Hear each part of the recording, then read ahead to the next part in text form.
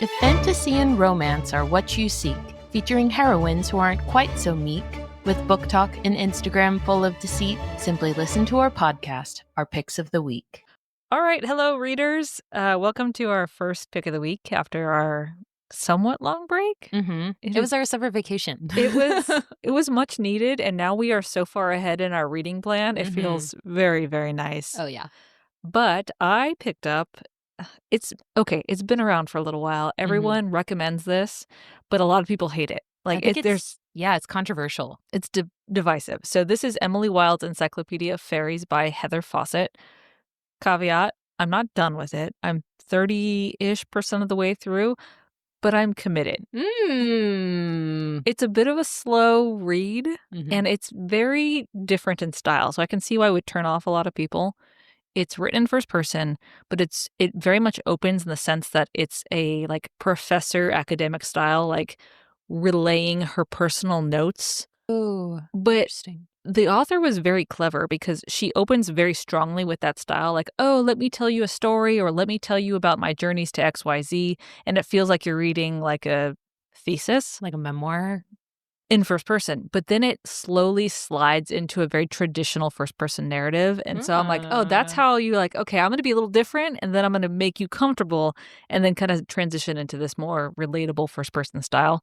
It's still a little bit, I don't want to say dry. It's very thoughtful, and our heroine is a little odd. I feel like I did hear that she is supposed to be on the spectrum or neurodivergent. Or... Very much so. So she's brilliant. And in this, it's this alternate world history, takes place in, she works at Cambridge University. Oh, okay. Yeah, she's a very young professor. It's the early 20th century. There's trains, there's probably cars, and think of The Mummy, actually. That is about... Appropriate T-shirt wearing. Yeah. And so she is on an expedition in some Scandinavian made-up country to investigate the fairies of that country. And so the world set up here is that fairies exist, and there's different nationalities of fairies, different ethnicities of fairies, depending on the country. And everything from brownies and pixies to the high fae, which are the most human-like ones. And she has built her career from a very young age on studying all the fairies in the world. So she goes on expeditions all around the world to study fairies. And so she writes papers. She teaches classes at Cambridge. This kind of feels like the Harry Potter spin-off series, Newt Scamander's... Actually, yeah, that's pretty close. Extraordinary Beasts and Where to Find Them, whatever the fuck. Yeah, that's... wow.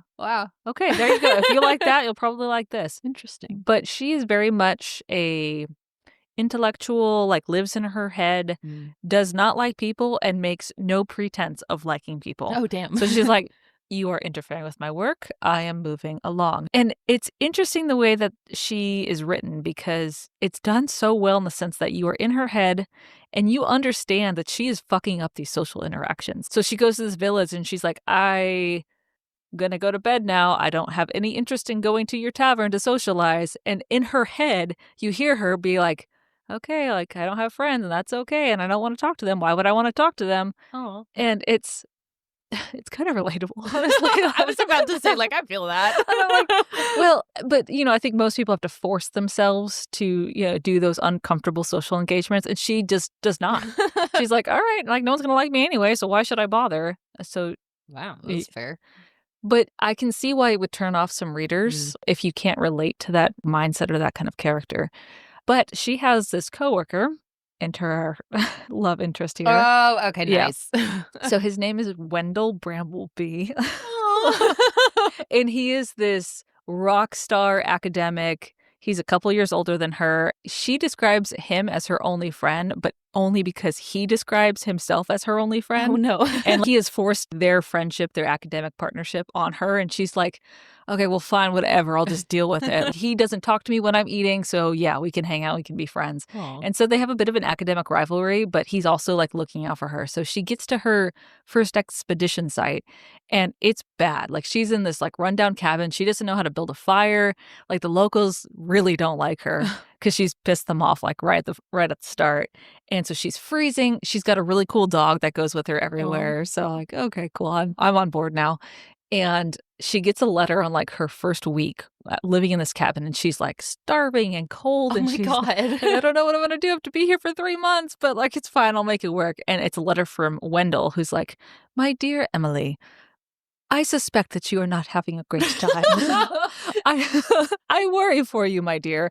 XYZ, XYZ. So she tries to burn the letter. She's like, this motherfucker. And he shows up a week later with his 2 graduate assistants, and he takes over. He's like, I know you're pissing off people in the village. Let me handle that. I'll get us some treats.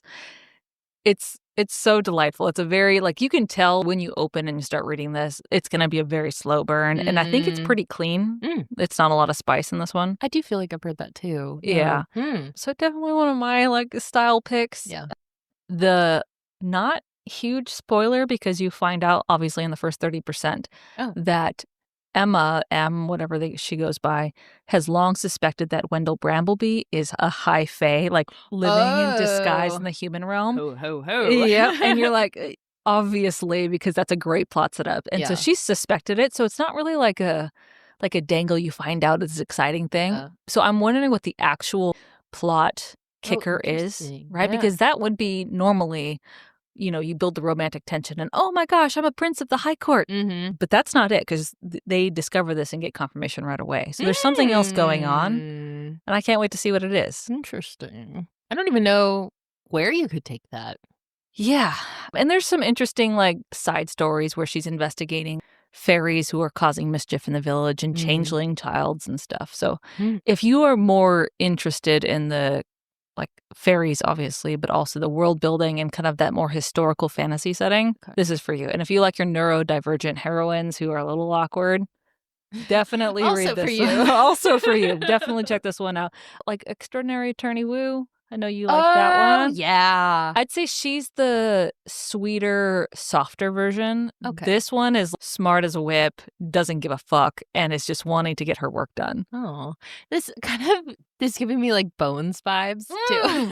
Yeah, she is Bones 100%. Oh, I'm gonna love it. Okay. Yes. I was a little hesitant to like jump in, but if she's like, Temperance Brennan. I thought this was gonna be like a cottagecore cozy romance, which is why I never picked this book up. Yeah. And then I picked it up and she's like, oh, I like this kind of heroine. I'm a bitch, kind of. I love that. Do you have any like other actual like books that are similar? Because that seems pretty like it's pretty unique. Verging of. Yeah. I know we set up our picks of the week to have similar books. Maybe Half a Soul. I was gonna say, yeah. Yeah, because one, setting, but two, also the heroine is very similar and like being a little different, a little quirky, does struggle with the social interactions. I'm looking at the list of books behind you. I'm trying to think of something else. I feel like this also kind of, I don't know why, but it's reminding me of The Politician's Wife by Pirate Mancier. Just the whole like, he like saves her, but in kind of like an unobtrusive, That is 100%. Yeah. Great call on that one. That's a subtle, like... I'm in fanfic mode, so that's like the Rolodex that I'm going through right now. Yeah, so those definitely Half a Soul, Politician's Wife, one more. I'm trying to think historical romance, maybe, if you want to branch out. Oh. Are there any historical romances that have, like, neurodivergent heroines? Oh, yes. Think the spinster trope, like, I'm bookish and I don't need a man. I feel that. Yeah. Okay, we'll just stop it with the two. Yeah, that's fair. But yeah, so there we go. Emily Wilde's Encyclopaedia Fairy by Heather Fawcett. I will give you an update, maybe, hoping I finish it. I know, yeah. I feel like that'll be the real indicator of whether it's like, a worthy book. Oh, I do have a third one. Sorry. Alibi here. Dr. Darko? Oh, yeah. Sorcerer of London. Another one I didn't finish, but it's got the same historical fantasy, kind of a different heroine, not similar heroine, but also different, in a very slow burn kind of pace. I feel that. Yeah. I respect that. What was the other one? The Clockwork Heart? Doctor and the Assistant? Yes.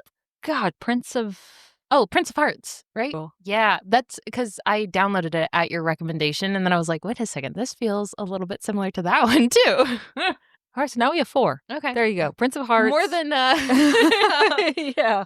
Dr. Darko and the 2 others that we mentioned before. Anyway, that's my pick of the week. From my shelf to yours. We'll see you on the next page.